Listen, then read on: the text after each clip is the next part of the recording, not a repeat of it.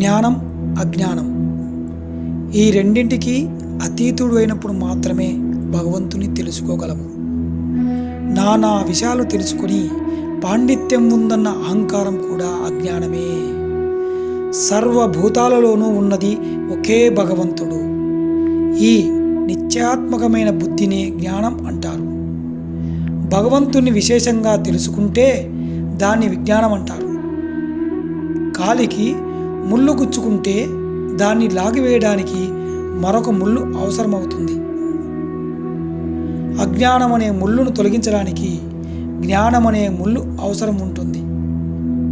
అటు పిమ్మట జ్ఞాన అజ్ఞానాలు రెండింటినీ పారవేయాలి. భగవంతుడు జ్ఞాన అజ్ఞానాలు రెండింటికి అతీతుడు. ఒకసారి లక్ష్మణుడు, రామా, వశిష్ఠ మహర్షి మహాజ్ఞాని అయి ఉండి కూడా పుత్రశోకంతో అలా దీనంగా విలపిస్తున్నాడే అని రాముడితో అన్నాడు. అప్పుడు రాముడు, లక్ష్మణ, జ్ఞానం ఉన్న వ్యక్తికి అజ్ఞానం కూడా ఉంటుంది. ఏకత్వం అన్న జ్ఞానం ఉన్నవాడికి అనేకం గురించిన జ్ఞానం కూడా ఉంటుంది. వెలుగు గురించిన ఎరుక ఉన్నవాడికి చీకటి గురించిన ఎరుక కూడా ఉంటుంది.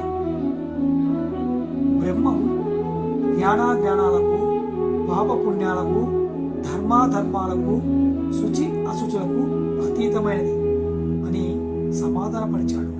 భగవంతుడి కోసం సాధనలు చేసే నిమిత్తం ఈ మానవ జన్మ లభించింది. భగవంతుడి పాదపద్మాలపై భక్తిని పెంపొందించుకునేందుకు ప్రయత్నించాలి. నిరర్ధక విషయాలతో పని ఏమిటి? కేవలం ఉపదేశాలు వినడం వల్ల ప్రయోజనం లేదు. భంగు భంగు అని ఊరకే అన్నం వల్ల మత్తు ఎక్కుతుందా?